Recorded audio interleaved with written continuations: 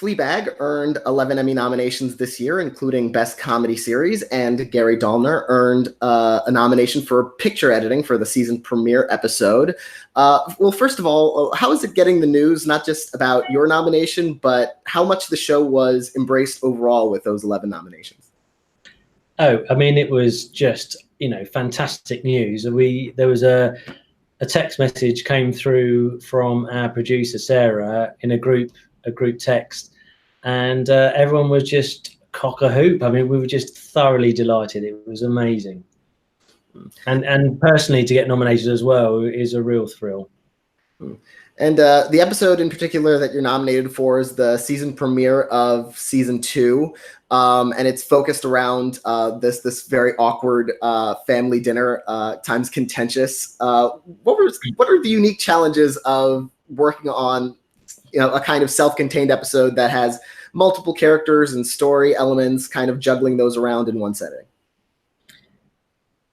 I think the main challenge really from the cutting room was the whole episode largely is set around one confined space, and the timeline of the whole episode is quite short as well. So it was trying to cover all of the intensity that was going on around that, and capturing the awkward tension and building, obviously leading up to the explosion at the end when there was a mass brawl. And so it was really trying to eke out all of that tension and just coiling a spring and just winding it up, ready for the release when she punches Martin. Mm-hmm. And the editing in this episode and all episodes, but in this one in particular, is really integral into sort of timing and pacing the humor of the episode, and making a lot of the comedy land. What was it like trying to dial that in? Well, I mean, I've most of my career has been in comedy, so I mean, I'm sort of very used to working in that environment. But I think relating to what I've just said, that the fact that the episode is very contained, both geographically and within a relatively short space of time, it just meant that we could, get in quite into a certain, you could go in and work with the minutiae. So it was, knowing that the backdrop was they hadn't seen each other for a long time. So that was aided by the opening card. And I think the brilliant way that Phoebe had written the catch-up in a form of flashbacks, which stylistically was part of the show's DNA anyway. It just seemed that really helped the whole episode launch. And it was a lot of fun. I mean, I think what it allowed us to do was to sort of get in quite close, and looks and looks across the table were so key to as I say, build up the tension and just tell the story of the awkwardness around the table. And you're working with Phoebe WallerBridge, of course, but not only is she an actress in the episode, she's also a producer of the show, and of course she wrote the episode. What's it like working with her in all those different capacities, as you're editing? Oh, she's, I mean, she really, as a lot of people ask me, she really is as nice as she comes across. I mean, but from working closely in a very small edit suite, one of the things I really noticed straight away was her editorial judgment is pretty spot on. And, she carries no baggage in terms of looking at herself as a performer. And it's all about what works for the show. And, and when you've got that attitude allied with, a laser-like editorial judgment, and I just like hanging out with her, to be honest. I mean, working on Fleabag wasn't like working at all. When we, along with Harry and the producers, Sarah and Lydia, it was like we just all clicked, and we just had a blast, doing it. And I will sort of miss them actually in the cutting room. And we just, we just clicked. So it was, one every now and again, if you're lucky enough to find people that you get on with in that environment, then you want to work with them again and again, really. And you mentioned Harry Bradbeer, the director of this episode, nominated for this episode, but you've also worked with him, he as a director and you as an editor throughout the series. Yeah. What's it like collaborating with him and working with him, sort of in tandem? Because editing and directing, it feels like those are very close together in terms of you sort of need to be in sync. Yeah, he's just very, very generous, and he lets me get on with stuff, and he lets me spout off and have my strong opinions. And he's fantastic to work with, because he's across the emotional beats so much of the story. I mean, he was as well on Killing Eve. We worked together on series 1 of that, and he's just a lot of fun to be with. We sit next to each other, and we like hanging out. And did the time it took this to edit this episode, or the process of editing this episode, was it much longer or more difficult or more involved than a typical episode of Fleabag, or was it about? No, it wasn't. It wasn't typical. I mean, often is the case with episode 1s of any series, even returning series. There's always extra added stress, because you've got to, there's lots of things you need to set up, albeit the characters were already established from the first season, but there's always extra added pressure on you've got to get the series off to a flying start. And the fact that, and you're in this instance, we were setting up the story arc, we were introducing a brand new character, the priest who the audience weren't aware of. Neither was Fleabag in the beginning, so there was all of that to unpack. Plus, it was all around a table, and in other episodes you could go off to different locations and intercut, and this we had to, we were confined and restricted, and that really was a brilliant thing that Phoebe had done, because it allowed us to be quite claustrophobic in terms of where we were, and obviously create that awkward tension that was so integral to them, the family all coming back together again, and also integral to the comedy as well, I think. And you mentioned also Killing Eve, which you edited the first 2 episodes of the first season last year. And of course, they're both created by Phoebe WallerBridge, but different sensibilities, different tones, of course, different genres. How is that experience different from this one? Yeah, that was one of the first sort of big shows that wasn't a straight comedy. So that had its challenges as well, and something that I would been looking to do for quite a while. And it was refreshing to work on a different canvas where there was humor in the script, which appealed to me and obviously drew me to the projects in the first place. But the fact that it was added value to the overall story, and the whole thing wasn't contingent on it being funny. You just had to tease out the comedy and the humor, where it was pertinent. That was quite nice, because it just meant that that the stress was it's like added value. If you got some jokes and some funny out of the material, then it was added value. So it was great just to work on a bigger canvas as well. In the shows were longer, and in the instance of those, especially the first episode, we were jetting around all around the world as well. So I mean, it did look quite glamorous and expansive. And you actually won an Eddy Award for your work on Killing Eve earlier this year.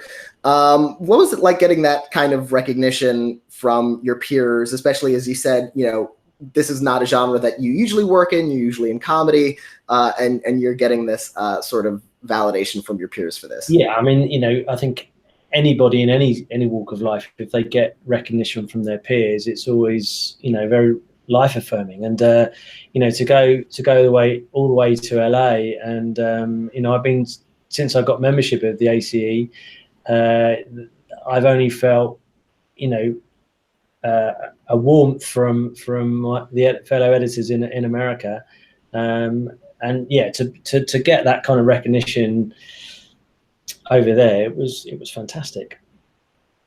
Now, there was a long break for Fleabag between season 1 and season 2. It wasn't always intended to have a second season.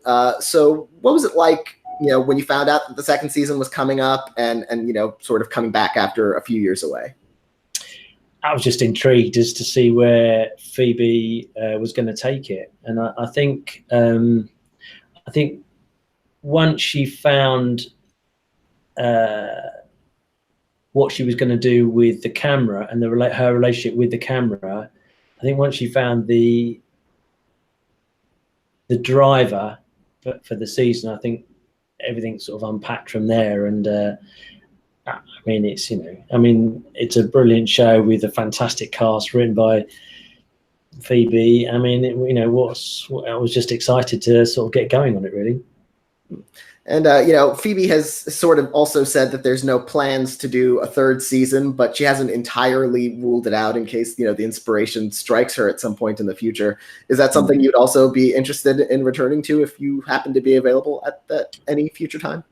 Oh, well, of course. But I mean, I think, you know, the show's response, you know, particularly from Twitter, has been, you know, overwhelming, actually. And critically, I think one of the things that we're all proud of is finding a suitable ending to the season, to that series. And you know, once you've delivered something that the audience react to, and you know, people say they felt like they had a proper ending, you don't really want to go back and touch it. You really should just leave it there, I think. Season 1 also felt like it was a really great self-contained whole in and of itself. Did you feel like there was pressure then when season 2 came out to be like, okay, we have to make sure we you know, bring this home just as well? Yeah, I mean, I think we all felt a huge amount of pressure, which wasn't even, you know, in the ballpark on the first series, because it was, you know, there was no expectation, or very small expectation. It sort of crept under the radar, and you know, once people found the show, then was, you know, it became like a bit of a sleeper hit. And as a consequence of the success of the first season, you know, I think that was the major difference, because there was obviously a pressure on season 2 to at least make it as good as the first one. And you know, among the comedies you've edited before this, you worked with Armando Iannucci on Thick of It and Veep, sort of the American kind of version of it in a way. So, did you bring a different kind of style or sensibility to those relative to Fleabag? Because they are different kinds of comedies, certainly. You know, or is your approach more or less the same? You know, like, do you have the same sort of creative mindset? I think generally, I'd agree with you that, you know, you do have a creative mindset, but you know, the key thing is you've always got to treat the material, you know, in its own right. I don't think you can ever impose a cutting style on something that wouldn't be right. It's got to be born out of the material you receive. So when you know, read the scripts and watch you know, when the rushes start coming through, you've got to treat it in the way that you feel the material warrants, really. I mean, one of the things on Fleabag, for example, that Phoebe was interested in playing around with, and I've done quite a lot over the years on a lot of the comedies I've done, is I quite like, as a trick, to cut lines or words off in a very sort of harsh staccato way. And obviously in the opening episode of season 2, which I'm pretty sure Phoebe had written, but we played around with it, how much we gave it away, was the Godmother's line about lesbian, and then cutting it off to her having a cigarette by the wall, you know, and those cuts I find, you know, fun to do and be quite playful, and can be quite impactful. And, you know, if you nudge the laughs a little bit, then all the more. But, you know, I think one of the things I've learned over the years with working with Armando, I mean, I'm currently working on his new show for HBO called Avenue 5. What tends to be the case is a lot of those shows are overwritten, and there's a massive material that we have to try and in a way, you know, you rewrite in the edit, because there's so much material that you have to sort of, you know, hone that down in a way that you script edit a script. You know, the principle is quite similar. You're forever honing and cutting out material. So I'm always that I've learned that, you know, I'm quite fearless in trying things out, moving scenes around, chopping scenes out, because you can always put it back in again. So I find that quite a sort of a good way of working. I mean, it frightens some editors, some directors sometimes, when you start throwing scenes out or moving stuff around. But, you know, sometimes it's good to experiment. Yeah, you kind of have to kill your darlings to get the best stuff in there. Was there ever an especially difficult scene to lose, or you know, for the sake of an episode? There's always things you become attached to because you quite like, and you maybe like the way that it's been constructed. But the thing is that you try not to be too attached, because you know, you gotta.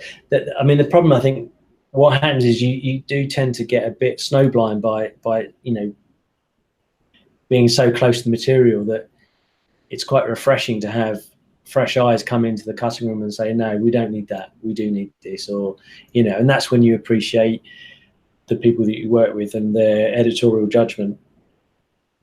And what inspired you to pursue editing as a career initially?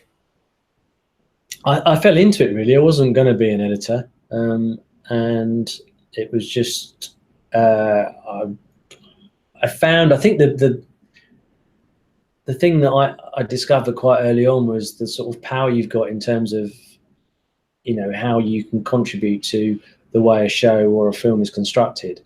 And you can be quite influential in shaping, you know, the material that you work on. So I just fell into it, and then it just sort of carried on from there. And, you know, 28 years later, I'm still doing the same thing.